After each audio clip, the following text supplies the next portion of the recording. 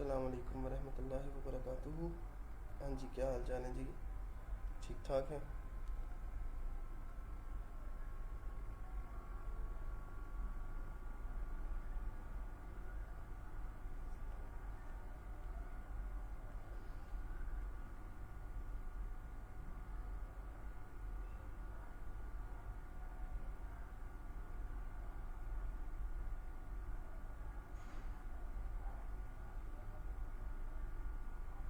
वालेकुम अस्सलाम। हाँ जी, मैं भी ठीक हूँ, बस आज थोड़ी सी तबीयत नासाज है।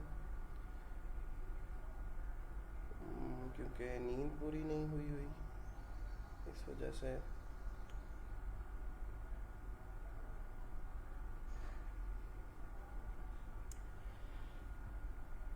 कल क्या पढ़ रहे थे जी? बताएं ज़रा, कल क्या डिस्कस किया था? वालेकुम अस्सलाम। हाँ जी जी, खैर मुबारक, खैर मुबारक, सबको ईद मुबारक जी। अभी से, क्योंकि आज आई थिंक सो कि हमारा ईद से पहले आखिरी लेक्चर होगा, उसके बाद फिर हम ईद के बाद इंशाल्लाह मिलेंगे।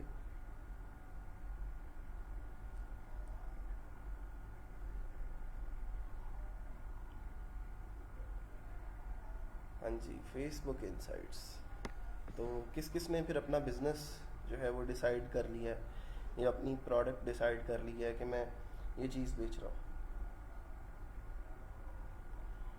बताएं ज़रा कि आपने कोई डिसीजन लिया है या नहीं अभी तक।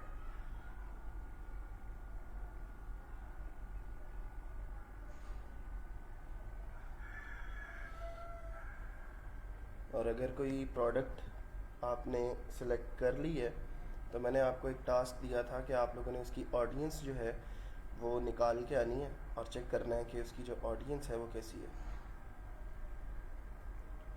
और उसके लिए आप किस ऑडियंस को टारगेट करने जा रहे हो। आप लोग हैंड फ्री का इस्तेमाल नहीं करते लेक्चर सुनने के लिए? अगर आप हैंड फ्री देखोगे, साथ उसके ऊपर सुनोगे लेक्चर, तो फिर मसला नहीं होगा आपको।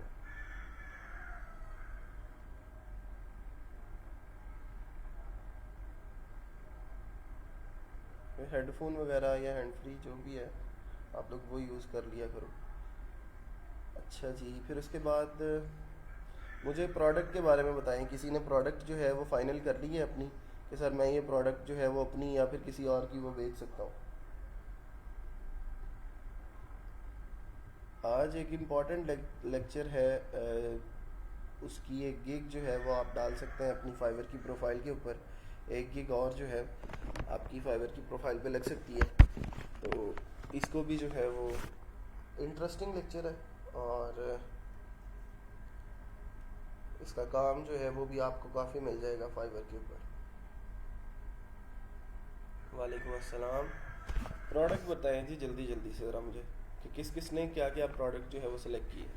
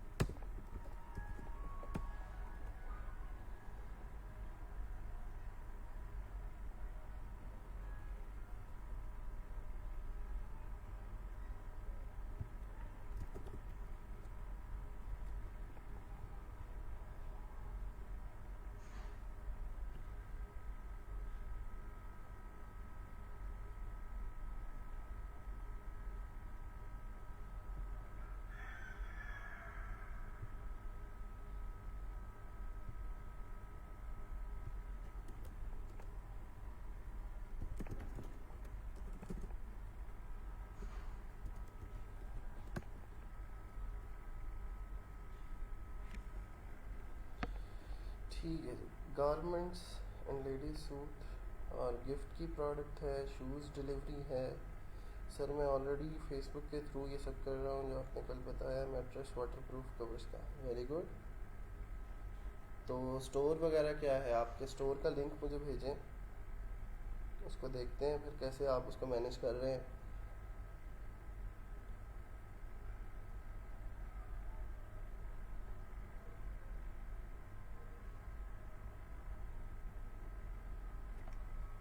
आवाज़ का मसला किस किस को आ रहा है?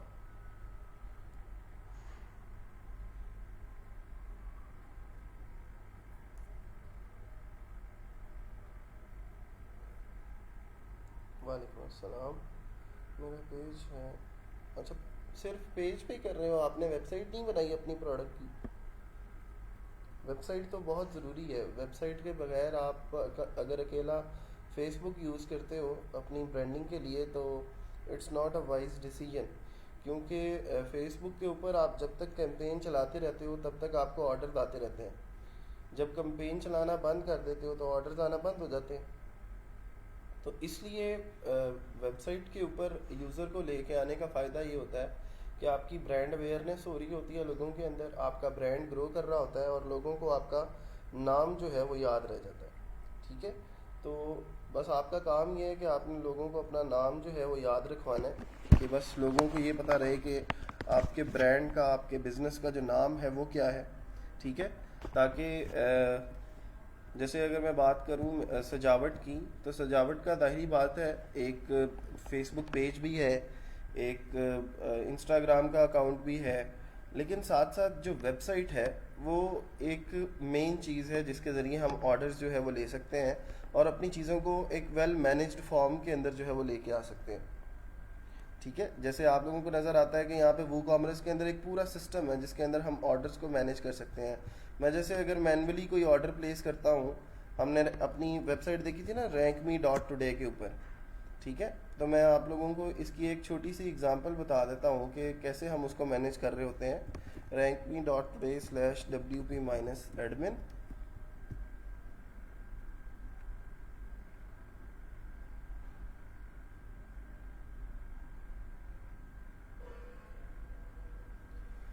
तो यहाँ से हम एक ऑर्डर प्लेस करते हैं किसी एक प्रोडक्ट के ऊपर।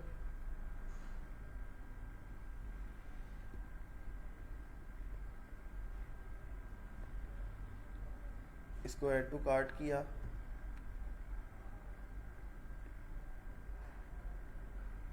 और व्यू कार्ट कर लिया, ये चेकआउट कर लिया। पहले भी कुछ प्रोडक्ट्स जो हैं वो ऐड टू कार्ट हुई हुई हैं। अच्छा, ऐड टू कार्ट करने के बाद हम उसको चेकआउट करते हैं और यहाँ पे एक फॉर्म जो है वो फिल कर लेते हैं। ठीक है, कि उसका नाम ये है, ये सारे का सारा करके इसको मैंने कंटिन्यू टू पेमेंट कर दिया। जैसे ही वो कंटिन्यू टू पेमेंट करेंगे, हम अपने डैशबोर्ड के अंदर जाके जो है वो please enter an address to continue, address enter किया तो है हमने।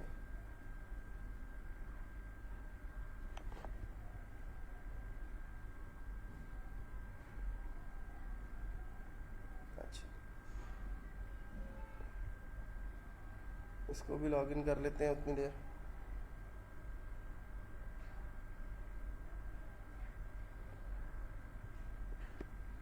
अच्छा, वो सारे के सारे जो ऑर्डर्स हैं वो हमारे वो कॉमर्स के इस ऑर्डर्स वाले सेक्शन के अंदर हमें शो अप हो जाएंगे जैसे ही ये चेकआउट हो जाएगा यहाँ से।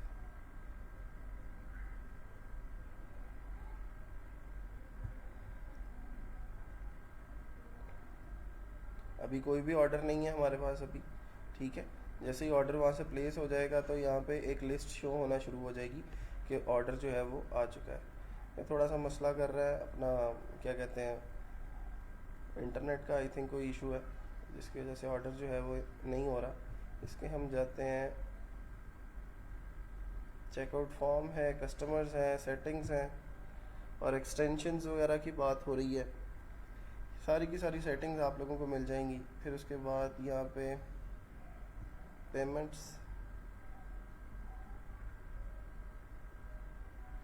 पेमेंट सेटिंग्स के अंदर देखें क्या क्या है। ये पेपाल चेकआउट जो है वो ऑन हुआ है, इसको मैं ऑफ़ करके यहाँ पे सिंपल कैश ऑन डिलीवरी जो है वो ऑन कर देता हूँ, क्योंकि पाकिस्तान के अंदर जो यूज़ होता है वो सिर्फ़ और सिर्फ कैश ऑन डिलीवरी है। इसको सेव चेंजेस करते हैं,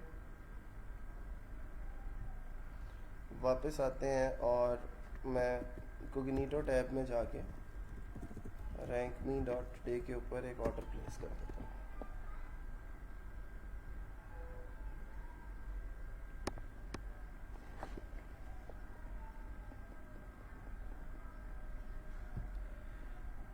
प्रोडक्ट पे आए,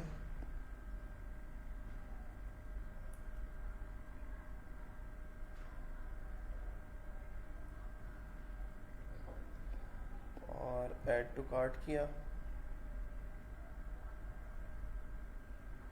और चेकआउट कर दिया। अच्छा, फिर यहाँ पे अपनी डिटेल्स वगैरह सारी की सारी जो है वो हम दे देंगे और यहाँ से ऑर्डर प्लेस कर देंगे। प्लेस ऑर्डर के ऊपर क्लिक कर देंगे।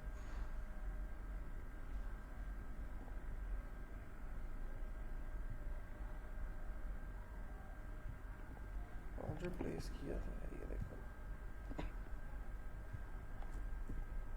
यहाँ पे फुल नेम लिखना है, यहाँ पे ईमेल। हाँ,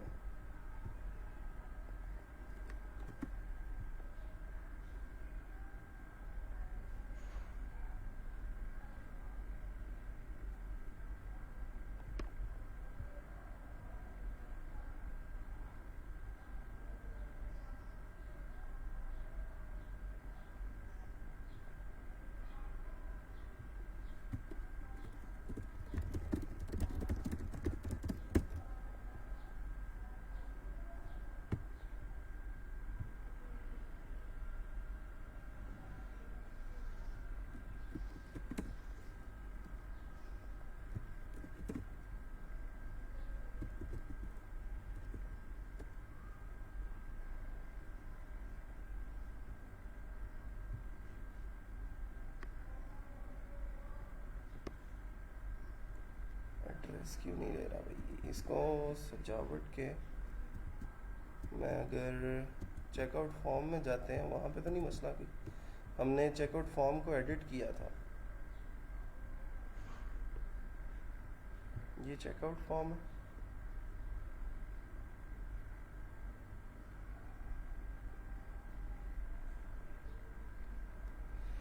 और यहाँ पे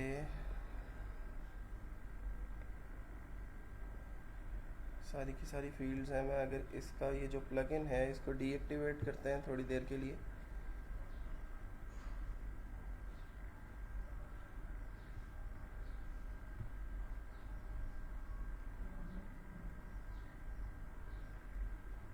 और अब इसको रिफ्रेश करके देखते हैं।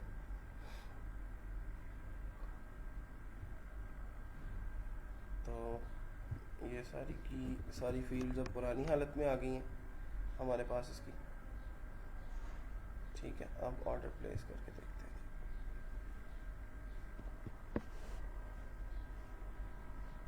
नहीं जी, अब ऑर्डर प्लेस हो गया है, ऑर्डर कंप्लीट। अच्छा, अब जैसे ही ऑर्डर प्लेस हो जाएगा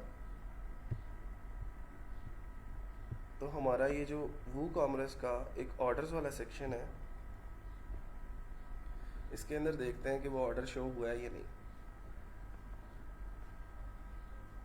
तो ये देखें ज़रा, एक ऑर्डर जो है वो यहाँ पे आ गया, उसकी डेट लिखी हुई है कि 22 सेकेंड्स अगो ये ऑर्डर प्लेस हुआ है और अभी इसका स्टेटस जो है वो प्रोसेसिंग में है। जैसे ही हम इसको डिलीवर कर देंगे तो हम क्या करेंगे, change status to on hold कर दें, या फिर अगर हम उसको कंप्लीट कर देते हैं तो फिर हम उसको यहाँ पे क्लिक करके तो अप्लाई कर देंगे, तो फिर वो कंप्लीटेड ऑर्डर्स में हो जाएगा। अगर मैंने इसकी डिटेल देखनी होगी तो मैं इस आई के ऊपर क्लिक करूँगा तो मुझे उस बंदे की सारी डिटेल आ जाएगी जिसने जो ऑर्डर है वो प्लेस किया है, कि उसका नाम क्या है, उसका एड्रेस क्या है, जिस एड्रेस के ऊपर हमने उसको उसकी जो बिलिंग डिटेल है, जहाँ से बिल लेना है और जहाँ से शिप करना है। कोशिश किया करें कि ये दोनों सेम ही हो, ठीक है, कि आप लोग वो जो TCS वाला है वो अलग अलग जगह पे डिलीवर नहीं करेगा कि डिलीवर कहीं पे करे और पैसे कहीं से ले, ऐसा नहीं होता। ठीक है, कोशिश किया करें कि आप इसको ऐसे ही लेके चलें कि आपका बिलिंग एड्रेस और शिपिंग एड्रेस सेम हो। ठीक है, तो ये सारी की सारी डिटेल्स आप लोगों को यहाँ से मिल जाएंगी। फिर बाद में इसकी कैलकुलेशंस करना बहुत आसान है। यहाँ से आप कूपन्स जनरेट कर सकते हैं, अपने खुद से कूपन्स ऐड कर दें, ठीक है। देन आप उसको जो है ये क्रिएट योर फर्स्ट कूपन कर लें।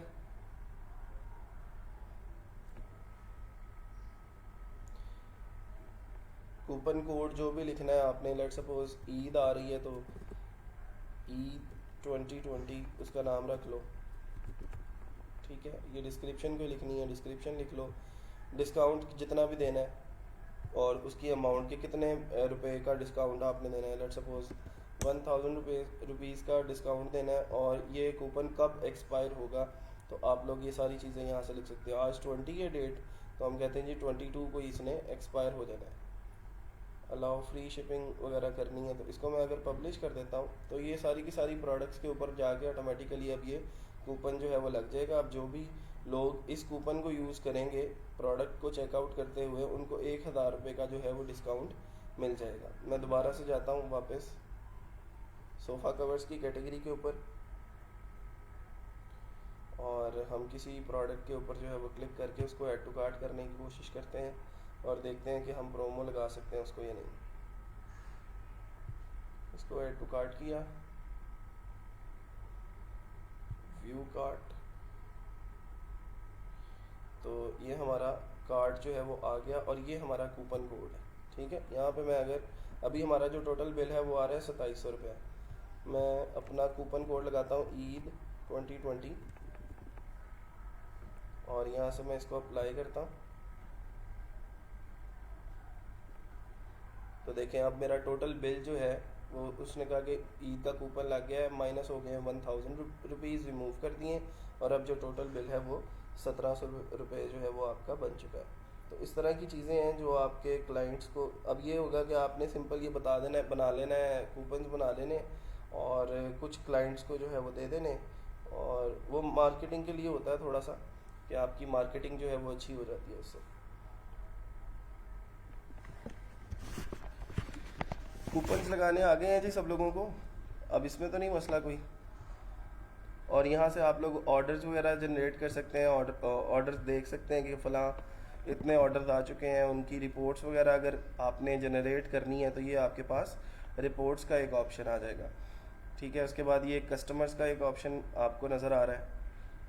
ये रिपोर्ट्स आ गई हैं जी, अभी तक की जो भी रिपोर्ट बनी है उसने आपको ला के पकड़ा दी है कि इतनी जो है वो रिपोर्ट आपकी बनी है, मतलब इतनी सेल्स हो चुकी हैं। आपका एवरेज ग्रॉस डेली सेल्स का जो रेट है वो 385 रुपीज़ है। एक ऑर्डर प्लेस हुआ है, अभी तक एक आइटम जो है वो परचेज़ की गई है, ठीक है। रिफ़ंड तो नहीं आया, कोई शिपिंग के चार्जेस तो नहीं लगे, वर्थ ऑफ कूपन यूज़, सारी की सारी चीज़ें आप लोगों को आपके सामने यहाँ पे मिल जाएंगी, ठीक है जी।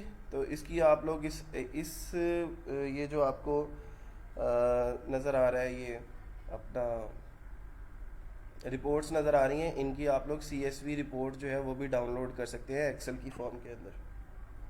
सर कस्टमर्स को कूपन्स कैसे देंगे? आप लोग अपने फेसबुक पेज के ज़रिए भी सेल लगा सकते हैं कि जी हमने ये फ़लाँ कूपन जो है वो दिया है। फेसबुक पेज के ज़रिए लोगों को कहते हैं कि आप इस कूपन के ज़रिए जाके चीज़ें ख़रीदेंगे तो इतने % का डिस्काउंट आपको मिल जाएगा।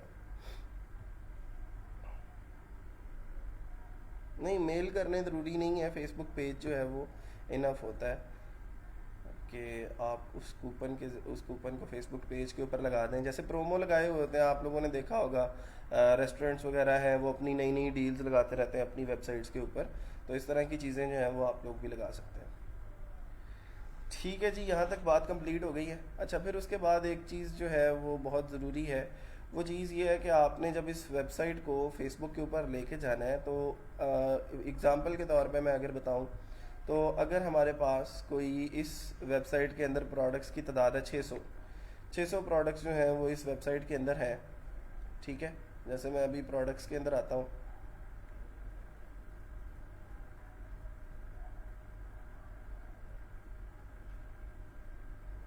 तो अभी तो मेरे पास यहाँ पे सिंपल मैंने 7 प्रोडक्ट्स जो हैं वो पब्लिश किए हैं, लेकिन जब मैं पूरा एक ई-कॉमर्स स्टोर बना लूँगा तो वहाँ पे अब जैसे ही मैंने ट्रैश में 58 प्रोडक्ट्स जो इसकी डेमो की थी वो मैंने डाल दी थी, ट्रैश कर दिया था उसको। तो अब अगर मैंने कोई 500-600 प्रोडक्ट्स का मैं एक स्टोर चला रहा हूँ और मैंने उसको जो है वो फेसबुक के ऊपर भी लेके जाना है। ठीक है, तो उसके लिए मुझे क्या अलग अलग सारी चीज़ें जो है वो मैनेज करनी पड़ेंगी, अलग अलग चीज़ों को जो है वो लेके जाना पड़ेगा यार। उसके लिए ज़रूरी ये है कि मैं बजाय इसके कि पहले मैं प्रोडक्ट्स यहाँ पे अपलोड किए हैं तो फेसबुक पेज के ऊपर भी मैं अलग से उसकी पिक्चर्स जो हैं वो अपलोड करता रहूँ, तो it's not a better practice. आप लोग फेसबुक के ऊपर जाते हैं, मैं अगर आपको कोई दिखा दूँ कि हम फेसबुक के ऊपर शॉप किस तरह क्रिएट कर सकते हैं, कि फेसबुक के ऊपर ही हमें शॉप जो है वो मिल जाए।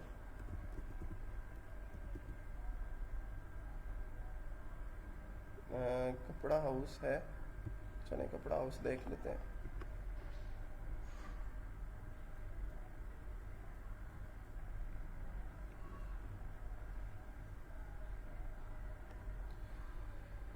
अच्छा जी, ये वाला पेज है और इसका ये होम वाला सेक्शन है। होम वाले सेक्शन के बिल्कुल नीचे एक सेक्शन होगा शॉप का। आम जब आप पेज बनाते हैं तो उस पर ये शॉप वाला सेक्शन जो है वो नज़र नहीं आ रहा होता, लेकिन इसके ऊपर शॉप वाला सेक्शन नज़र आ रहा है। ठीक है, तो इस शॉप वाले सेक्शन के अंदर क्या कर सकते हैं, हम प्रोडक्ट्स को ऐड कर सकते हैं मैन्युअली भी, और वो जो अपनी प्रोडक्ट्स हमने यहाँ पे अपलोड की थी, इन प्रोडक्ट्स को हम अपने पेज के साथ कनेक्ट कर सकते हैं। ठीक है, उसकी एक और एग्जांपल मैं आपको दिखा देता हूँ, शायद दूसरे वाले पेज पे नज़र आ जाए।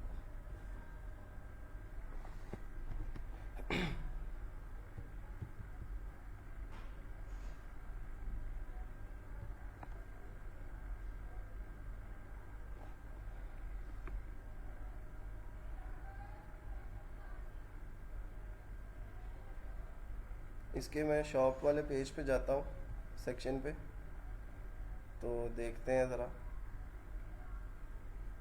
तो ये देखें ज़रा, इसकी जो प्रोडक्ट्स हैं यहाँ पे आप लोगों को नज़र आ रही हैं, products with its title, with its price और शेयर का बटन, ये जो है वो यहाँ पे लगी हुई हैं, और लोग जो हैं इनको आके शॉप वाले सेक्शन में से सारी प्रोडक्ट्स जो है वो देख सकते हैं। और ये सारी की सारी प्रोडक्ट्स अलग अलग अपलोड नहीं की गई कि हमने वेबसाइट के ऊपर अलग से अपलोड कर दी और पेज के ऊपर अलग से अपलोड कर दी, बल्कि जो वेबसाइट के ऊपर हमने प्रोडक्ट्स अपलोड की थी, इन प्रोडक्ट्स को हमने इंपोर्ट कर लिया है इस फेसबुक के पेज के ऊपर। और वो कैसे किया है, उसके लिए एक प्लगइन यूज़ होता है जिसका नाम है फेसबुक फॉर वूकॉमर्स। ठीक है, फेसबुक फॉर वूकॉमर्स का एक प्लगइन है, इसको आप लोग डाउनलोड करेंगे और इसको अपने वर्डप्रेस के अंदर इंस्टॉल कर लेंगे। फेसबुक फॉर वूकॉमर्स का प्लगइन क्या करेगा इसको आप लोग यहाँ से भी डाउनलोड कर सकते हैं, ये फ्री है बिल्कुल। ठीक है, और आप लोग इसको जो है जब आप फ्लैटसम इंस्टॉल करते हैं ना, तो फ्लैटसम के साथ ही आपको ये प्लगइन जो है वो भी मिल जाता है, क्योंकि ये इसके कुछ वेरिएंट्स जो हैं वो पेड है। तो आप लोग जब फ्लैटसम इंस्टॉल करते हैं तो फ्लैटसम के साथ आपको ये वाला थीम भी फ्री में मिल जाता है, तो सॉरी प्लगइन भी फ्री में मिल जाता है। तो हुआ ये कि हमने वो इसके अंदर इंस्टॉल किया, जैसे मैं अगर आप लोगों को दिखा देता हूँ, यहाँ पे अगर मौजूद हो, मैं प्लगइन्स के अंदर जाता हूँ और फेसबुक फॉर वूकॉमर्स, ये देखें ये मौजूद है। मैं इसको पहले अपडेट कर लेता हूँ। इंस्टॉल करने के बाद हमने क्या करना है, इसको एक्टिवेट कर लेना है, और उसके बाद हमने इसकी कॉन्फ़िगरेशन करनी है। कॉन्फ़िगरेशन के अंदर ये होता है कि हमने इसको ये बताना होता है कि हमारा कौन सा पेज है जिसके साथ हमने इसको कनेक्ट करना है। ठीक है, हम पहले या तो पेज को ही क्रिएट कर लेते हैं। पेज तो क्रिएट करना आता है ना सब लोगों को।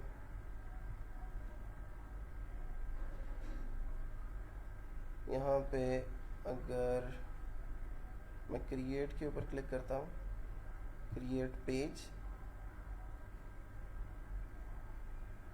उस पेज का कोई भी नाम रख लें।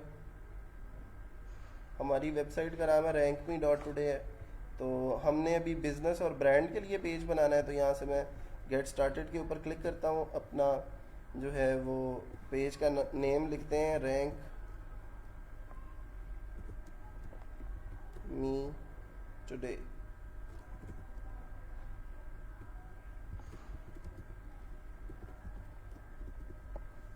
ठीक है, उसकी कैटेगरी वगैरह जो है वो भी हम यहाँ से लिख लेते हैं। कैटेगरी हमारी क्या है, हमारी होम डेकोर की कैटेगरी है।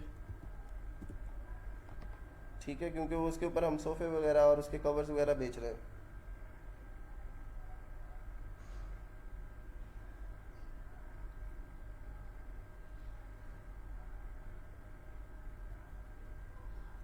स्टेप 1 ऑफ 2 इसको हम अभी स्किप कर देते हैं, पिक्चर्स बाद में अपलोड कर लेंगे। करनी है तो कर दें, आपकी अपनी मर्ज़ी है। नहीं जी, एक ब्लैंक पेज जो है वो हमारा क्रिएट हो चुका है।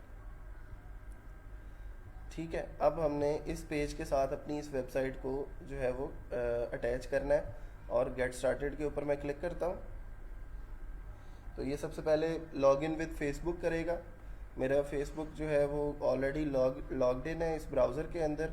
तो वो देखेगा कि इस फेसबुक के साथ हमने कनेक्ट करना है, फिर वो मेरे से पूछेगा कि कौन से फेसबुक पेज के साथ आपने इसको कनेक्ट करना है। तो चूज़ अ फेसबुक पेज, और ये सारे के सारे काम करने हैं हमने, ये सारे स्टेप्स हैं। उसने बता दिया कि पहले फेसबुक पेज करें, आप चूज़ के किस पेज के साथ कनेक्ट करना है।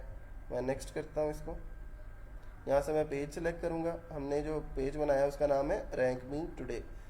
इसको मैंने पेज को सिलेक्ट किया और नेक्स्ट कर दिया।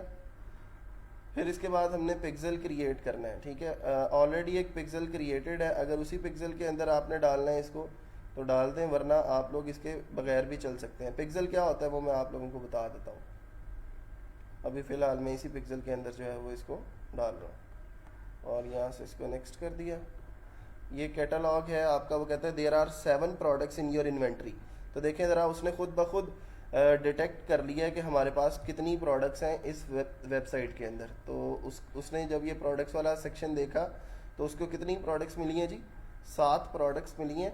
और वो कहता है कि आपकी इन्वेंट्री के अंदर ये 7 प्रोडक्ट्स मौजूद हैं। मैं इन 7 प्रोडक्ट्स को जो है वो आपके शॉप वाले पेज के ऊपर जो है वो मैं अपलोड करने वाला हूँ। Import your products to Facebook. There are 7 products in your inventory. Automatically create a catalog of products that can feature in your Facebook ads. Your products will be regularly synced to keep your catalog up to date. अब जब आप लोग इस WordPress website के ऊपर upload करते रहेंगे products, वो ऑटोमेटिकली सिंक होती जाएंगी हमारे फेसबुक शॉप के अंदर। ठीक है, फेसबुक जो हमारा स्टोर बनेगा फेसबुक के ऊपर, उसके ऊपर ऑटोमेटिकली जो है वो पब्लिश होती रहेंगी जब जब आप अपने वर्डप्रेस स्टोर के ऊपर अपनी प्रोडक्ट्स को अपलोड करते रहेंगे। तो ठीक है, वो शॉप वाले सेक्शन के अंदर ऑटोमेटिकली जो है वो अपडेट होती रहेंगी।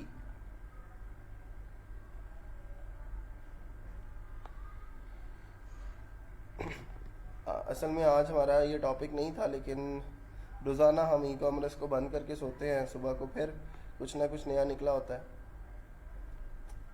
लेकिन चलें, अच्छी चीज़ है जी, और ज़्यादा जितनी ज़्यादा चीज़ें अच्छी सीखने को आपको मिल जाएंगी उतना ज़्यादा बेटर है। क्योंकि ई कॉमर्स अभी पाकिस्तान के अंदर इसका इतना ज़्यादा ट्रेंड नहीं है जितना ज़्यादा बाकी यूरोपियन कंट्रीज़ की अगर हम बात करें, उनके साथ अपने आप को कंपेयर करें, तो वो लोग तो हमसे बहुत आगे हैं। हमारे पास अभी अपॉर्चुनिटी बहुत ज़्यादा है, वहाँ पे कंपटीशन इतना ज़्यादा है कि आप लोगों के लिए एक ई कॉमर्स स्टोर स्टार्ट करना बहुत मुश्किल है। टैक्स वगैरह देने हैं, रजिस्ट्रेशन करवानी है, बिज़नेस रजिस्टर नहीं करवा सकते जब तक आप तब तक काम नहीं कर सकते। Check that you are logged in to your store, you can close this window and reopen the plugin from inside the. चलें जी, दोबारा से देखते हैं, कनेक्शन का कोई मसला आया है। इसमें कोशिश किया करें कि आप लोग इंटरनेट का जो इस्तेमाल, इंटरनेट जो है वो अच्छा हो इस प्लगइन को यूज़ करते हुए, क्योंकि इसने प्रोडक्ट्स को इंपोर्ट करना होता है, तो वहाँ पे कोई मसला ना आए।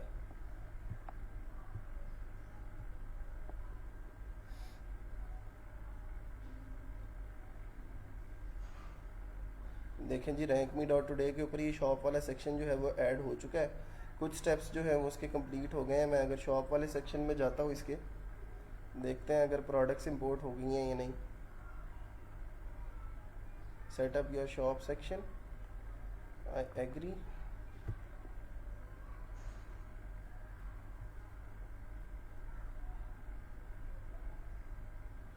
और इसको थोड़ा सा जो है वो लिंक लगाना है, मैसेज टू बाय, आप लिंक लगा दें जी और कंटिन्यू कर दें।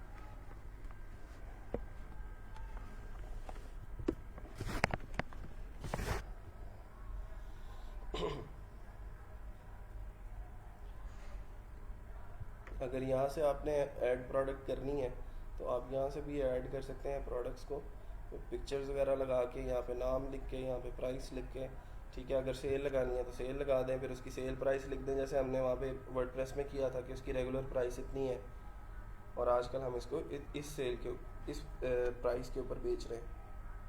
और फिर उसका जो यूआरएल है ये भी आप लोग दे सकते हैं, जो वेबसाइट के ऊपर उसका यूआरएल है, ताकि उसके ऊपर क्लिक करके लोग वेबसाइट पे उस प्रोडक्ट के ऊपर चले जाएं। और अगर आप उसको शेयर भी करना चाहते हैं तो शेयर भी कर दें। लेकिन वो जो मैं मेथड आप लोगों को बता रहा हूँ उससे ये है कि आपकी वो सारी की सारी प्रोडक्ट्स जो आपने वेबसाइट के ऊपर जो है वो मेंशन की होंगी, वो सारी की सारी प्रोडक्ट्स आपकी ऑटोमेटिकली यहाँ पे अपलोड हो जाएंगी। अच्छा जी, वो कहते हैं you are now ready to create ads for online sales and add features to your business from Instagram, Messenger and more. नहीं जी, वो हमारा जो है वो सेक्शन कंप्लीट हो चुका है और वो कहता है कि जी आपका वो एड सेटअप जो है वो कंप्लीट है। अवेलेबल फीचर्स उसने बताए हैं क्या क्या हैं, ठीक है। फेसबुक शॉप है, मैसेंजर की चैट है। तो अभी मैं दोबारा से जाके उसका शॉप वाला सेक्शन जो है वो रिफ़्रेश करके देखता हूँ कि वो प्रोडक्ट्स आ गई हैं या नहीं। इसको थोड़ा सा जो है वो देर भी लगती है इन प्रोडक्ट्स को इंपोर्ट होने में या शो होने में, क्योंकि ये जो है वो फेसबुक थोड़ा सा टाइम लेता है इन प्रोडक्ट्स को यहाँ पे लगाने में। हमारा सेटअप जो है वो इतना ही है, ठीक है। आपने भी इतना काम करके छोड़ देना है और कुछ घंटे जो है वो वेट करना है। तो उन घंटों के बाद, उस टाइम के बाद जो है वो सारी चीज़ें आ जाएंगी। ये देखिए वो कह रहा है 7 प्रोडक्ट्स इन योर इन्वेंट्री, और वो कैटलॉग जो है वो सिंक हो चुका है हमारी जो पेज है उसके साथ, ठीक है। इसको अब हम बंद कर दें, इसकी ज़रूरत नहीं है। कुछ देर बाद जो है यहाँ पे ऑटोमेटिकली वो जो प्रोडक्ट्स हमने अपनी इन्वेंट्री के अंदर वूकॉमर्स के स्टोर के अंदर लगाई थी, ठीक है, वो सारी की सारी प्रोडक्ट्स हमारे इस पेज के अंदर शो अप हो जाएंगे।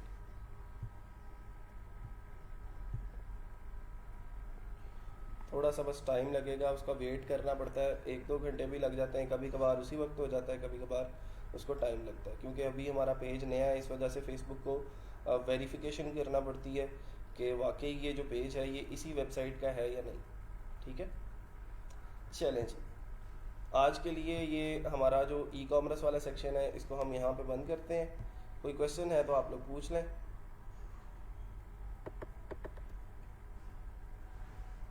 इसके बाद जो टॉपिक डिस्कस करना है वो बहुत इम्पॉर्टेंट है, जिसको हम माइग्रेशन बोलते हैं, कि हम किस तरह एक वेबसाइट को from one host to another migrate कर सकते हैं with its content, with its picture, with its layout, सारे का सारा content same as it is जो है वो इंपोर्ट करके हम किसी और डोमेन नेम के ऊपर या फिर किसी और जो है सेक्शन के किसी और होस्ट के ऊपर जो है उसको हम माइग्रेट कर देते हैं।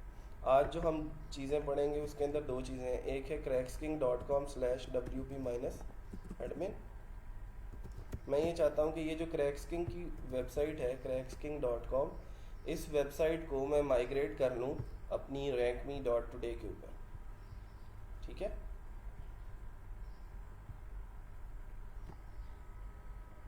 सर पिक्सल का बता दें काइंडली, फेसबुक पिक्सल क्या होता है? हाँ मैं बताता हूँ। फेसबुक पिक्सल क्या है जी, मैंने जैसे आप लोगों को बताया, अगर आप सिंपल फेसबुक का पेज यूज़ करके ई कॉमर्स बिजनेस करना चाह रहे हैं तो आप लोग तब तक करते रहेंगे जब तक आप लोग उसके ऊपर कैंपेन चलाते रहते हैं, मतलब पैसे लगाते रहते हैं, तो आपको ऑर्डर्स आते रहते हैं। जैसे ही आप कैंपेन चलाना बंद करते हैं ऑर्डर्स आना बंद हो जाते हैं। फेसबुक पिक्सल किस लिए यूज़ करते हैं? फेसबुक पिक्सल ट्रैक करता है हमारे यूज़र्स को जो हमारे फेसबुक पेज से हमारी वेबसाइट के ऊपर लैंड करते हैं।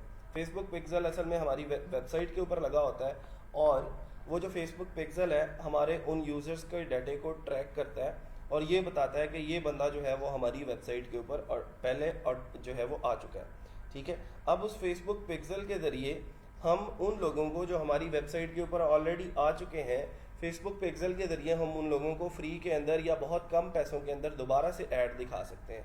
इससे ये होगा कि हमारा वो जो ऐड का रेवेन्यू है, जो ऐड की कॉस्ट है, वो कम से कम होती जाएगी और जो है वो हमारी जो प्रॉफिट है उसके अंदर इजाफा होता जाएगा। आप लोगों ने अक्सर देखा होगा आपको कैसे ट्रैक किया जाता है, आपको लोकेशन से ट्रैक किया जा सकता है। जैसे आप किसी रेस्टोरेंट के अंदर बैठे हैं तो उस रेस्टोरेंट की डील्स आपके फेसबुक पेज के ऊपर जो है वो आना शुरू हो जाती हैं। कहीं खाना खा के आते हैं तो आपको उसकी रील्स शुरू हो जाती हैं आना। किसी मॉल के अंदर जाते हैं तो आपको जो है वो उस मॉल की जितनी भी प्रोडक्ट्स हैं वो शो होना शुरू हो जाती हैं। मेरे साथ तो कभी कभी ऐसा होता है, मैं अपने कोलीग्स के साथ कुछ डिस्कशन कर रहा होता हूँ किसी प्रोडक्ट के बारे में, और उस प्रोडक्ट का नाम मैं बार बार लेता हूँ, तो मेरा जो सेलफ़ोन है मेरी उस आवाज़ को रिकॉर्ड करके मुझे उस प्रोडक्ट के मुताबिक जो है वो एड्स दिखा रहा होता है। ठीक है, तो मतलब ये है कि फेसबुक इज़ सो एडवांस्ड। आपने सिंपल ये करना है कि लोगों को रीटारगेट करना है। हमारा ई कॉमर्स का जो असल एम होता है वो लोगों को सिर्फ टारगेट करना नहीं होता बल्कि रीटारगेट करना होता है। एक क्लाइंट को बार बार हमने प्रोडक्ट्स बेचनी होती हैं, लेकिन ये कब होता है? जब हम क्लाइंट्स को क्वालिटी प्रोडक्ट जो है वो डिलीवर करते हैं। ठीक है, तो थोड़ा सा इसको ज़रा इसका ख्याल रखना है। हमने फेसबुक पिक्सल हमने किस लिए यूज़ करना है? लोगों को ट्रैक करने के लिए। ठीक है, और ट्रैक करके उनको दोबारा से हमने दूसरी प्रोडक्ट्स की जो एड्स हैं वो दिखानी है। एक प्रोडक्ट उसने बाय कर ली या फिर हमारे ऐड टू कार्ट के बटन के ऊपर क्लिक किया ना, तो मेरे पास एक पूरी रिपोर्ट बनती जाएगी कि इतने लोग आए मेरी वेबसाइट के ऊपर, इतने लोगों ने ऐड टू कार्ट के ऊपर क्लिक किया, इतने लोगों ने जो है वो चेकआउट के ऊपर क्लिक किया और ऑर्डर प्लेस किया। ठीक है, तो वो सारी एक रिपोर्ट बन जाएगी, तो उनको उस हवाले से हम दोबारा से टारगेट कर सकते हैं और अपनी ऑडियंस की जो नीश है, अपनी ऑडियंस की जो नेचर है, उससे हमें आइडिया हो जाता है कि हमारी ऑडियंस किस किस्म की है। अच्छा, अब आगे चलते हैं और आगे चल के आज का जो टास्क है, आज का जो टॉपिक है वो है वेबसाइट की माइग्रेशन, कि एक होस्ट से हमने उसको दूसरे होस्ट के ऊपर मूव ऑन करना है। अब ये cracksking.com एक वेबसाइट है, इसका अपना एक सी पैनल है। एक वेबसाइट है हमारे पास rankme.today, इसका अपना सी पैनल है, अपना वर्डप्रेस का डैशबोर्ड है। दोनों के वर्डप्रेस के डैशबोर्ड जो है वो मैं लॉगिन कर लेता हूँ। दोनों के वर्डप्रेस के डैशबोर्ड और सी पैनल के डैशबोर्ड, सी पैनल की जो एक्सेस है वो मेरे पास मौजूद है। अच्छा जी, ये राबिया का कोई सवाल है। 2 पॉइंट्स क्लियर कर दें सर। एक, in Sajavat house the product page has buy now button along with the add to cart button. हाँ जी, मैंने आपको बताया था, उसका प्लगइन मैंने बता दिया था कि आप उस प्लगइन को इंस्टॉल कर लें। उस प्लगइन का नाम था डायरेक्ट चेकआउट। ठीक है, वूकॉमर्स डायरेक्ट चेकआउट के नाम से वो प्लगइन है। और on product image quick view option is appearing on hovering, ये आपको कस्टमाइज वाले सेक्शन के अंदर से मिलेगा। एक्सप्लोर करके देखेंगे तो ये चीज़ें क्लियर हो जाएंगी कि आप क्विक व्यू किस तरह कर सकते हैं। जैसे अगर आप यहाँ पे जाते हैं तो देखें, अगर आप हॉवर करते हैं तो क्विक व्यू आ जाता है। क्विक व्यू के ऊपर क्लिक करते हैं तो वो इसी पेज के ऊपर इस प्रोडक्ट का जो क्विक व्यू है वो हमें दिखा देता है। ठीक है, ये सारे का सारा काम कस्टमाइजेशन से होगा, इसको एक्सप्लोर करके देखें। अच्छा, अब जो टॉपिक है हमारा वो है जी, हमने माइग्रेट करना है। अब cracksking.com वाली जो वेबसाइट है, मैं चाह रहा हूँ कि मैंने ई कॉमर्स बना लिया, इसके ऊपर सारा काम कर लिया है। अब मैं इसको जो है वो रीसेट कर देता हूँ। WP रीसेट से मैं इसको रीसेट कर सकता हूँ, बिल्कुल ब्लैंक कर देता हूँ, और इसके ऊपर ये वाला जो सारे का सारा सिनेरियो है इसको मैं माइग्रेट करना चाहता हूँ। मैं चाहता हूँ कि ये वाली जो सारी की सारी वेबसाइट है इसके ऊपर आ जाए, और मेरी जो rankme.today वाली वेबसाइट है वो भी सेम ऐसी ही लगे जैसी ये पोर्टफोलियो वाली वेबसाइट जो है वो लग रही है। उसके लिए ज़रूरी ये है, इसी तरह आपके पास क्लाइंट आएंगे और आपसे कहेंगे कि मेरा ये फ़लाँ वेबसाइट है, इसको इस होस्ट के ऊपर जो है वो माइग्रेट कर दो, तो दोनों के सी पैनल की एक्सेस और दोनों के वर्डप्रेस डैशबोर्ड की एक्सेस जो है वो आपको देंगे। जहाँ से ट्रांसफ़र करना है और जहाँ पे ट्रांसफ़र करना है, दोनों की एक्सेस आपके पास होगी। आप दोनों के वर्डप्रेस को लॉगिन कर लेंगे। इसके WP-admin में जाता हूँ और इसके भी /WP-admin में जाता हूँ। याद रखें, cracksking.com वाली वेबसाइट से हमने डेटा उठाना है और यहाँ पे प्लेस करना है, लेकिन इससे पहले इस डेटे को हमने रिमूव भी तो करना है ना। ठीक है, तो उसके लिए आप लोगों को याद होगा, रिमूव करने के लिए क्या करते थे जी? अगर मैंने पूरी की पूरी साइट को दोबारा से ब्लैंक करना होता था तो क्या करते थे, बताएं ज़रा, कौन बताएगा? मैं चाहता हूँ rankme.today बिल्कुल नहीं हो जाए, जैसे अभी इसके ऊपर मैंने वर्डप्रेस इंस्टॉल किया, ताकि मैं इसके ऊपर ये वाला कंटेंट डालूं क्रैक्सकिंग वाला, तो वो मिक्सअप ना हो जाए, क्योंकि क्रैक्सकिंग जो है वो एक पोर्टफोलियो वेबसाइट है और ये जो rankme.today है ये एक ई कॉमर्स वेबसाइट है। तो जब भी हमने किसी वेबसाइट के ऊपर कोई और वेबसाइट इंपोर्ट करनी होती है तो पहले वाला सारे का सारा जो कंटेंट है उसको हम ख़त्म कर लेते हैं, रीसेट कर लेते हैं। ठीक है, आप लोगों का मर्जी है, आपने इसको रीसेट करना है या फिर ई कॉमर्स के ऊपर ही आपने अभी और प्रैक्टिस करनी है, आप लोग लेके चलते रहें उसको। लेकिन आज माइग्रेशन करवाने का मकसद ये था कि चलें आप लोग इसको प्रैक्टिस करके देख लेंगे छुट्टियों के अंदर। WP रीसेट का प्लगइन जो है वो मैं इंस्टॉल कर लेता हूँ। ये तो एक्टिव है पहले ही, तो फिर प्लगइन्स में जाके सिंपल हम इसको रीसेट कर लेते हैं।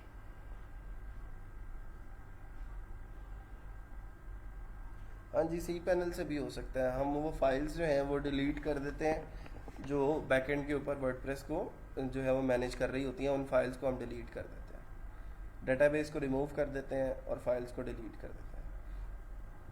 टूल्स में आते हैं,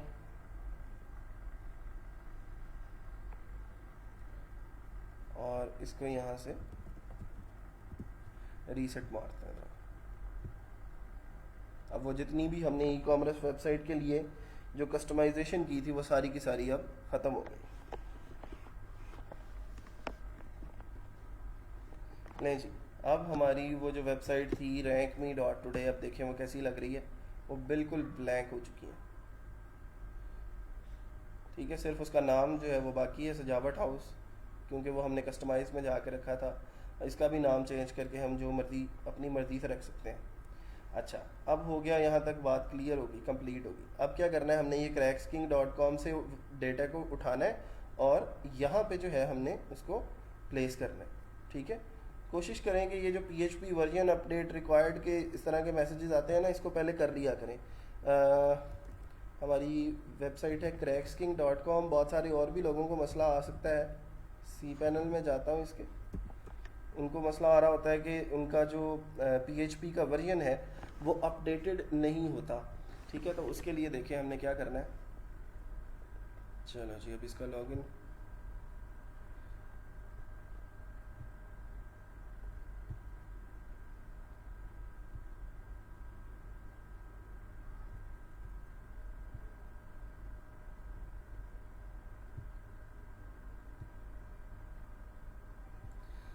उसका सी पैनल लॉगिन करेंगे और यहाँ पे हम सर्च के अंदर लिखेंगे multi PHP manager.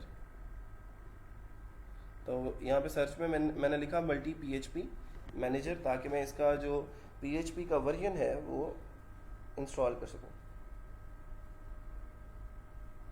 But sir, अगर हमें सारी वेबसाइट को रीसेट ना करना हो तो जुल्फिशा, उसके लिए हम बैकअप लेकर रख लेते हैं। मैं आज बैकअप लेना भी सिखा देता हूँ कि आप एक वेबसाइट का बैकअप कैसे ले सकते हैं। यहाँ से हम डोमेन सेलेक्ट करेंगे और यहाँ से इसका वर्जन जो है वो अपडेट कर देंगे। अभी फ़िलहाल हमारे पास 7.3 वर्जन जो है वो सबसे अच्छा वर्जन है। अप्लाई करते हैं, जो अपडेटेड वर्जन है उसको मैंने इंस्टॉल कर दिया। अब दोबारा से मैं अपनी क्रैक्सकिंग के ऊपर आता हूँ तो देखते हैं ये वाला जो नोटिफिकेशन है वो ख़त्म हो गया या नहीं। इसको रिफ़्रेश कर देते हैं। ठीक है जी, वो अब नोटिफिकेशन चला गया। अब मेरे पास दोनों वेबसाइट्स जो हैं वो अपनी असली हालत के अंदर मौजूद हैं और rankme.today के ऊपर बिल्कुल ब्लैंक है, कुछ नहीं है। और ये जो cracksking.com है इसके ऊपर एक पोर्टफोलियो वेबसाइट जो है वो बनी हुई है। और मैं ये चाहता हूँ कि rankme.today वाली जो वेबसाइट है वो भी सेम वैसी ही लगे जैसी ये वेबसाइट लग रही है। तो उसके लिए जो मैं प्लगइन यूज़ करूँगा, जो इंस्टॉल करेंगे हम प्लगइन, उसका नाम है, मैं प्लगइन्स के अंदर जाके ऐड न्यू करता हूँ और यहाँ पे मैं लिखता हूँ all in one WP migration. ठीक है जी, सब लोग इसका नाम याद कर लें। उसका नाम है all in one WP migration. इसको हम इंस्टॉल करते हैं दोनों डैशबोर्ड्स के ऊपर, इसके ऊपर भी और जो हमारी वेबसाइट है दूसरी rankme.today वाली उसके ऊपर भी। इसको मैं यहाँ से इंस्टॉल कर लिया और एक्टिवेट कर लिया, पहले क्रैक्सकिंग के ऊपर, उसके बाद हम rankme.today के ऊपर गए, ऐड न्यू किया और इसके ऊपर भी वही प्लगइन जिसका नाम था all in one WP migration.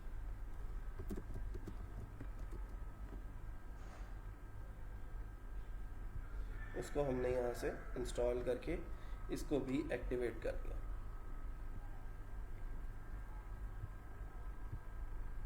लें जी, अभी क्या काम किया है कि दोनों के डैशबोर्ड लॉगिन किए हैं, दोनों वेबसाइट्स के, और all in one WP migration के नाम का एक प्लगइन दोनों के ऊपर हमने इंस्टॉल कर लिया। अब हम चलते हैं उस वेबसाइट पे जहाँ से डेटा को हमने जो है वो इंपोर्ट करना है। ठीक है, तो यानी कि हमने यहाँ से डाटा को उठाना है, यहाँ से हमने उस पूरी की पूरी वेबसाइट का एक पूरी फाइल बनानी है, और जिसके अंदर वो सारे का सारा कंटेंट होगा उस वेबसाइट का, उसकी सारी पिक्चर्स होंगी, उसका सारे का सारा जो है वो वीडियोस और टेक्स्ट और लिंक्स और सारा कुछ जो है वो पेजेस, पोस्टें, सारा कुछ जो है वो यहाँ पे हमें इस वेबसाइट से उठाना है। तो मैं all in one WP migration के ऑप्शन में जाता हूँ, मुझे यहाँ पे 2-3 ऑप्शन मिल रहे हैं, एक है एक्सपोर्ट का, एक है इंपोर्ट का, और एक है बैकअप्स का। अब मैंने यहाँ से वेबसाइट के डेटा को जो है वो कॉपी करना है और दूसरी वाली वेबसाइट के ऊपर लेके जाना है। तो कोई मुझे बता सकता है कि मैं किस ऑप्शन के ऊपर क्लिक करूँगा? मैं एक्सपोर्ट के ऊपर क्लिक करूँगा, मैं इंपोर्ट के ऊपर क्लिक करूँगा, या फिर बैकअप्स के ऊपर क्लिक जो है वो क्लिक करूँगा? बताएगा।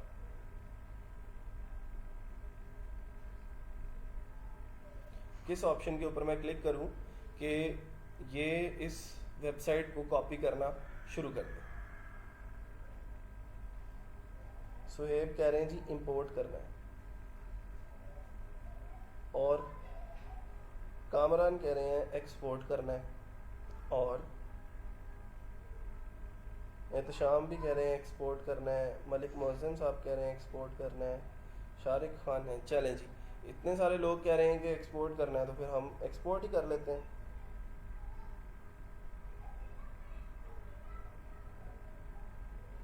मैं यहाँ पे एक्सपोर्ट के ऊपर क्लिक करता हूँ,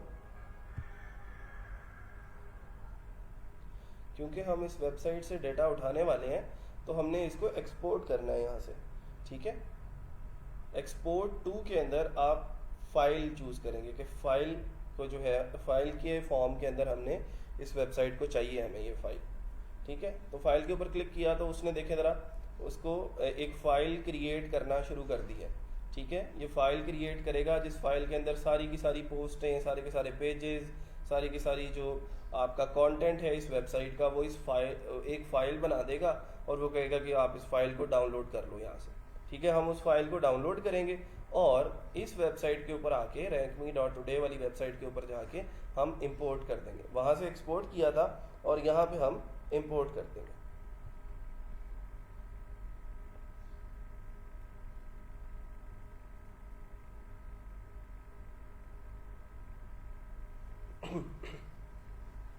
ठीक है जी, ये थोड़ा सा टाइम लेगा, जितनी ज़्यादा बड़ी वेबसाइट होगी उतना ज़्यादा टाइम इसको लगेगा।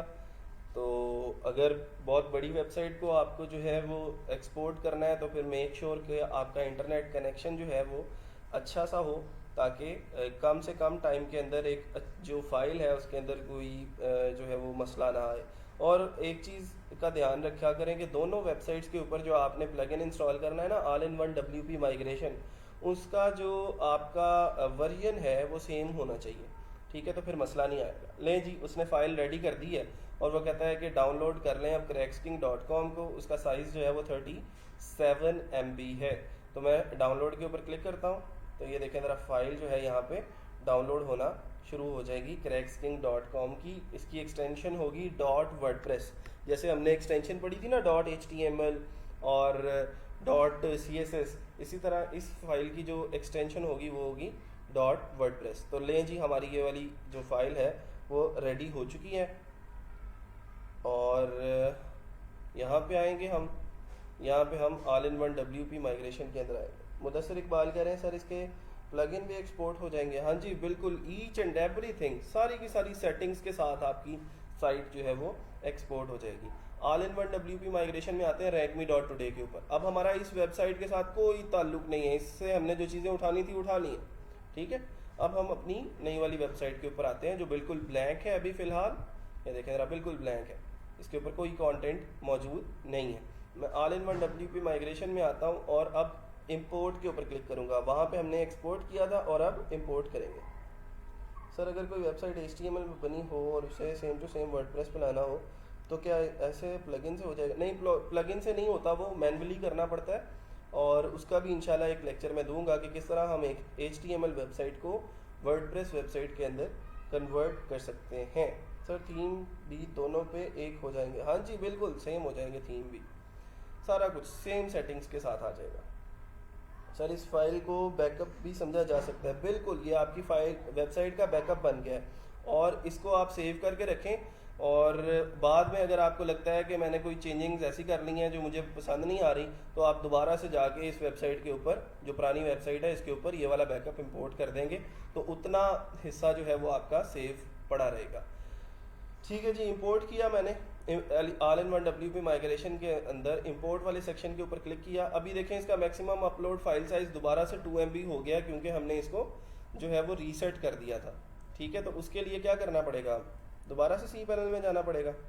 ठीक है, या फिर फाइल मैनेजर का प्लगइन है इसमें, नहीं, वो रीसेट कर दिया ना हमने। तो rankme.today का अब मैंने फाइल साइज इंक्रीज़ करना है।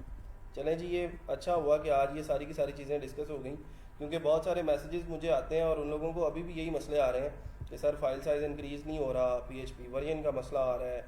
ठीक है, हालांकि मैं ये क्लास के अंदर करवा चुका हूँ, तो आज दोबारा से इसको गौर से देख लें ज़रा। तो सबसे पहले क्या करना है, जिस वेबसाइट का फाइल साइज़ जो है वो 2 MB आ रहा है, हमने उसके cPanel के अंदर जाना है, उसको लॉगिन करना है और उसके अंदर एक कोड है जो मैं आप लोगों को दे चुका हूँ, वो कोड हमने प्लेस करना है।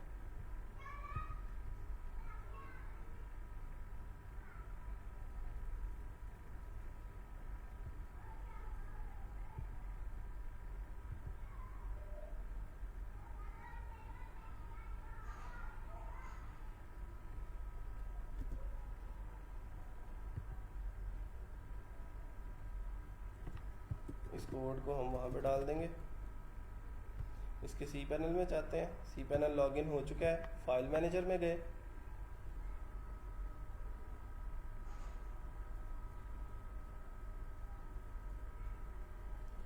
और हमारे पास पब्लिक HTML के अंदर एक .htaccess की फ़ाइल होती है। यहाँ पे कुछ लोगों को मसला आ रहा होता है कि .htaccess यहाँ पे शो नहीं हो रही होती लाइव सर्वर पे, तो उसके लिए ये करना है कि आपने सेटिंग्स के अंदर जाना है और शो हिडन फाइल्स के ऊपर चेक कर देना है और सेव कर देना है।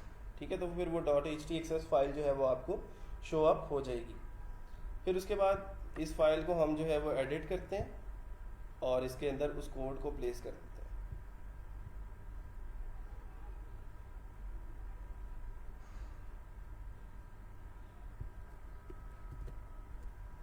सेव चेंजेस किया जी।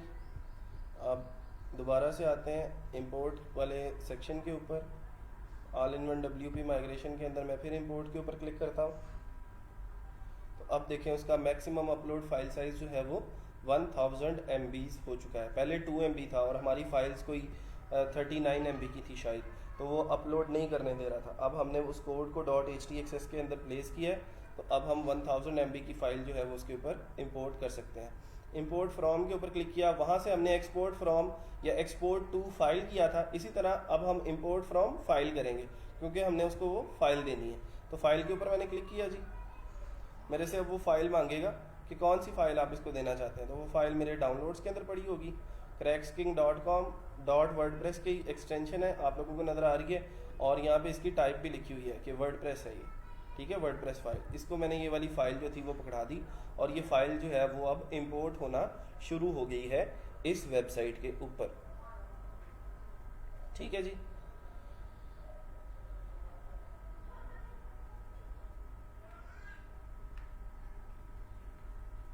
अच्छा, अब ये क्या करेगा कि वो जो पुरानी डेटाबेस थी इसकी, उसको ओवरराइड करेगा, वो जो पुराना थीम था उसको ओवरराइड करेगा, पुरानी सारी की सारी सेटिंग्स को ओवरराइड करेगा, सारे का सारा काम जो है वो अब इसने करना है। तो इसके लिए वो मेरे से परमिशन मांगेगा कि क्या आप इस डेटाबेस के अंदर ये सारी की सारी चेंजिंग्स करना अलाउ करते हैं या फिर नहीं करते।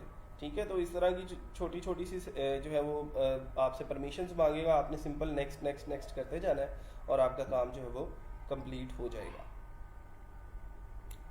यहाँ पे थोड़ा सा टाइम लेता है, जब ये कंप्लीट कर लेता है उसके बाद फिर वो चेक कर रहा होता है अपने सिस्टम को, डेटाबेस को जो है वो इंपोर्ट कर रहा होता है और डेटाबेस को ओवरराइड कर रहा होता है, तो ये थोड़ा सा टाइम लेगा, कभी कभी मसला भी करता है। हमारे पास कुछ और भी तरीके हैं, कुछ और भी प्लगइन्स हैं जिसकी मदद से हम लोग वेबसाइट को माइग्रेट कर सकते हैं। एक तरीका है मैन्युअली माइग्रेट करने का, उसमें हम ये करते हैं कि हमारे पास ये सारी की सारी फाइल्स ये मैं दिखा देता हूँ। पब्लिक HTML का ये सारे का सारा फोल्डर है जिसके अंदर कोर फाइल्स जो है वो पड़ी हुई होती हैं हमारे वर्डप्रेस की, ठीक है। तो ये सारी की सारी फाइल्स का हम एक जिप फोल्डर बनाते हैं, इसको कॉपी करते हैं और उस वाली वेबसाइट के ऊपर ले जाते हैं जहाँ पे हमने इसको माइग्रेट करना होता है। और फिर उसके बाद cPanel के अंदर ही हमारे पास ऑप्शन होता है phpMyAdmin का। इस phpMyAdmin के अंदर वो डेटाबेस होती है जो बैकएंड के ऊपर मैनेज हो रही होती है उस वर्डप्रेस की, ठीक है जी। ये देखें वो इंपोर्ट हो गई है और वो उसने मुझे एक नोटिफिकेशन दिया है और नोटिफिकेशन के अंदर लिखा है the import process will override your website including the database, media, plugins and themes. Please ensure that you have a backup of your data before proceeding to the next step. तो अगर आप चाहते हैं कि अब ओवरराइड कर दें इन सारी की सारी चीज़ों को, तो अब आप इसको प्रोसीड कर देंगे, ठीक है। प्रोसीड किया तो वो अब उसको ओवरराइड करना उसने शुरू कर दिया है और सारी की सारी जो पुरानी सेटिंग्स थी वो उसको अब रिमूव कर देगा और नई सेटिंग्स जो है वो इसके ऊपर इम्प्लीमेंट कर देगा।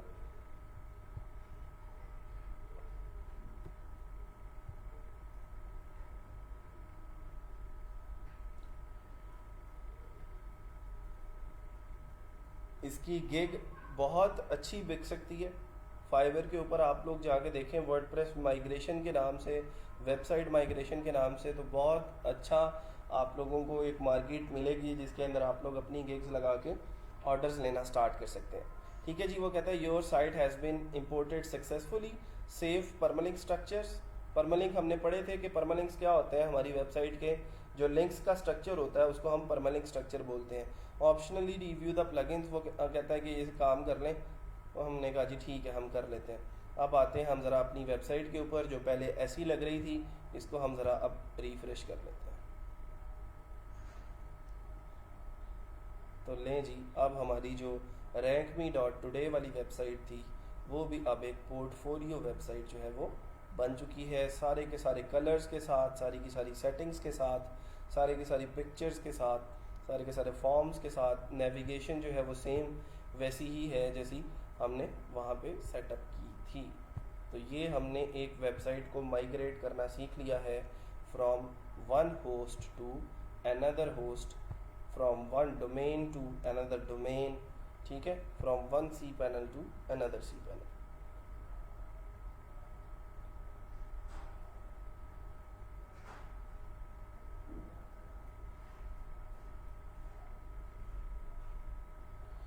बिन बाबर कह रहे हैं कि सर यहाँ इस बात कोई मसला नहीं होगा, आपकी जो थीम है सेम वैसे ही वहाँ पे चलेंगे जैसे यहाँ पे चल रहे हैं। सर मैन्युअली जब करेंगे तो नेक्स्ट वेबसाइट पे अपलोड कैसे करेंगे? वो उस वेबसाइट का भी cPanel आपके पास होगा, आपने उस फोल्डर को जो public_html के अंदर जितनी फाइल्स हैं उनको जिप करके डाउनलोड कर लिया अपने कंप्यूटर के अंदर, दूसरी वाली वेबसाइट के cPanel में जाएंगे, ठीक है, तो उसके फाइल मैनेजर के अंदर जाएंगे आप लोग और public_html के फोल्डर के अंदर वो उस फाइल को आप एक्सट्रैक्ट कर देंगे। जैसे वो public_html में जाता हूँ तो यहाँ पे अपलोड वाला फोल्डर आ रहा है, ऑप्शन आ रहा है, अपलोड के ऊपर क्लिक करेंगे, उसको वो फाइल पकड़ाएंगे जो जिप्ड फाइल होगी और उस फाइल को हम यहाँ पे आके एक्सट्रैक्ट कर देंगे। और सेम जाएंगे हम जो मैंने आप लोगों को बताया था कि डेटाबेस को भी हमें साथ मैनुअली करना पड़ता है। जब हम मैनुअली काम कर रहे होते हैं ना तो फिर वो मैनुअली करना पड़ता है। rankme.today ये वाली वेबसाइट है ना, जो हमारी पहले वेबसाइट थी उसके पीछे ये बैकएंड के ऊपर ये वाली डेटाबेस जो है वो चल रही थी, तो इस डेटाबेस को भी मुझे अलहदा से जो है वो एक्सपोर्ट करना पड़ता है। तो phpMyAdmin के अंदर हमारे पास इस डेटाबेस को एक्सपोर्ट करने का ऑप्शन भी होता है। मैंने इस डेटाबेस के ऊपर क्लिक किया है पहले और यहाँ से इसको एक्सपोर्ट के ऊपर क्लिक कर दिया, ठीक है, तो यहाँ से मुझे इसकी एक्सपोर्ट फाइल भी जो है वो मिल जाएगी और इस फाइल को हम दूसरे cPanel के अंदर जाके उसके phpMyAdmin के अंदर जाके इम्पोर्ट कर देंगे, ठीक है। उसका भी मैं इंशाल्लाह एक दिन लेक्चर रखूँगा और हम देखेंगे कि किस तरह हम मैनुअली जो है वो अपनी वेबसाइट को इंपोर्ट कर सकते हैं, ठीक है जी। लें जी, हमारी वेबसाइट अब रेडी है rankme.today के नाम की और हमारी जो एक्सपोर्ट वाला माइग्रेशन वाला काम है वो अब कंप्लीट हो चुका है।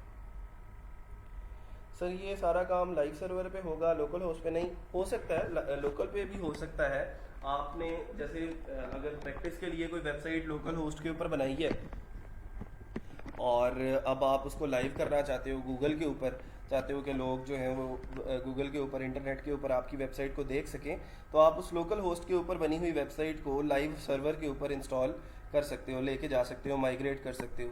करना सेम यही प्रोसीजर है कि आपने लोकल होस्ट के ऊपर भी WP जो माइग्रेशन का प्लगइन है उसको इंस्टॉल कर लेना है, और लाइव वाले के ऊपर भी लोकल होस्ट से हमने एक्सपोर्ट करना है और लाइव वाले के ऊपर इंपोर्ट कर देना है।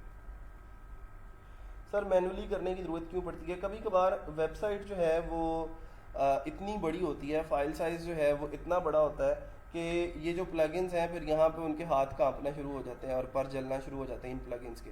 ठीक है, लेकिन इससे भी अच्छे अच्छे प्लगइन्स हैं आपके पास। एक प्लगइन बहुत अच्छा है, उसका नाम है अपड्राफ्ट।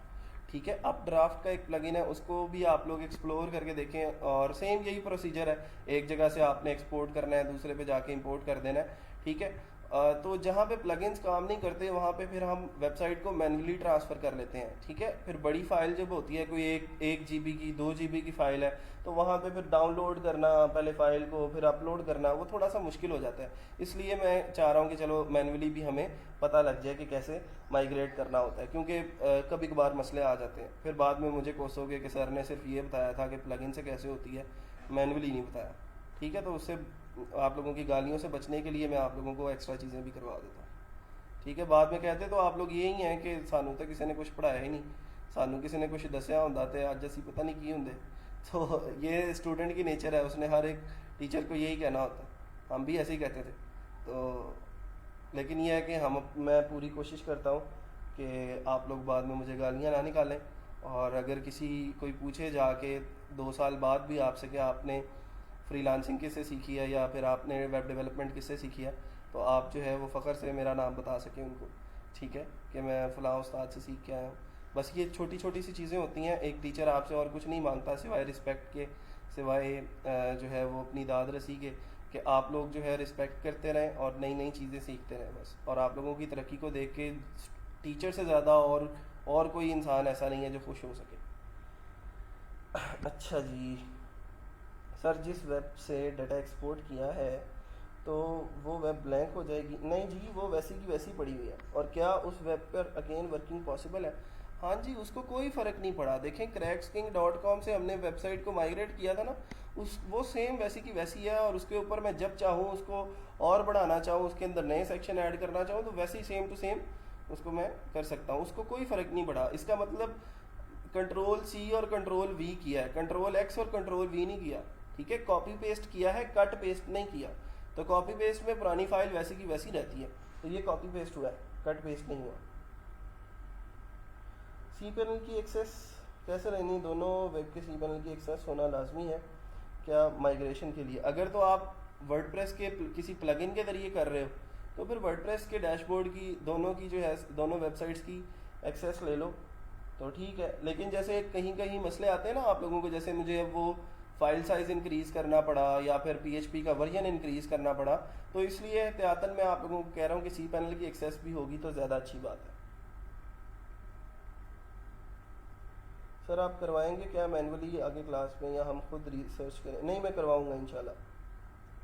सर आपने तो एक्स्ट्रा नॉलेज दिया है जिसकी हम सबको ज़रूरत थी, अल्हम्दुलिल्लाह प्राउड है। थैंक यू जी, thank you so much. Sir आपका नाम रोशन कर देंगे इंशाल्लाह, 500 वाट की लैंप लगा दें। अच्छा जी, बड़ी मेहरबानी, थैंक यू।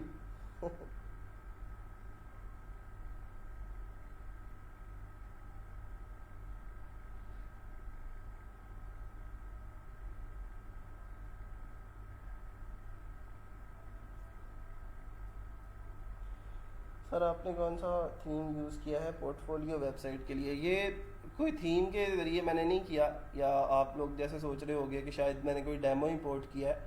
ये सारी की सारी कस्टमाइजेशन मैंने एलिमेंटर से की है, एक ब्लैंक थीम के ऊपर। ठीक है, बिल्कुल ब्लैंक थीम था, कोई उसके ऊपर कस्टमाइजेशन ऑलरेडी नहीं हुई थी।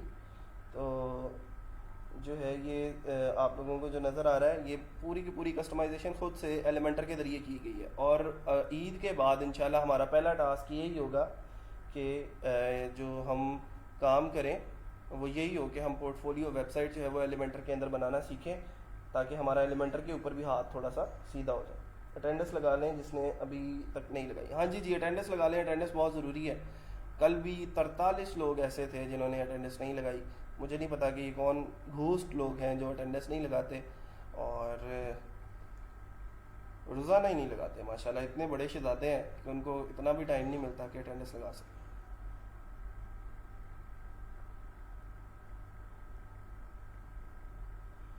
ठीक है जी, अब ये चीज़ें जो है वो इम्प्लीमेंट कर लेंगे सब लोग। आज के लिए इतना बहुत है।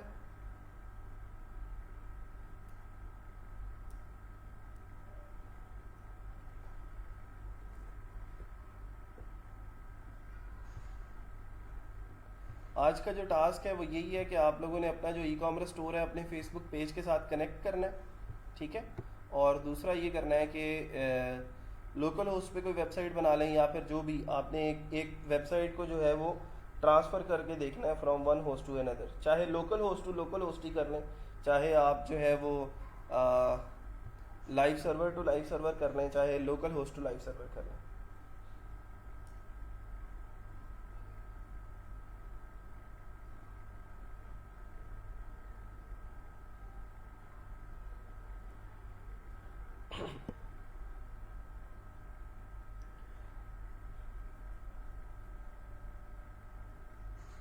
सर आपके लेक्चर में इतना मगन हो जाते हैं कि अटेंडेंस याद ही नहीं रहती। वाह, क्या बात है जी, बहाना अच्छा है वैसे।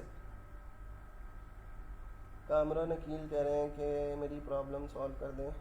कौन सी प्रॉब्लम है जी? अच्छा मैं देख लेता हूँ, इनबॉक्स चेक करते हैं। आज काफ़ी देर से देखा नहीं गया, क्योंकि वो इतना ज़्यादा एक लंबी लिस्ट होती है जिसके अंदर फिर वो चीज़ों को मैनेज करना मेरे लिए थोड़ा सा मुश्किल हो जाता है।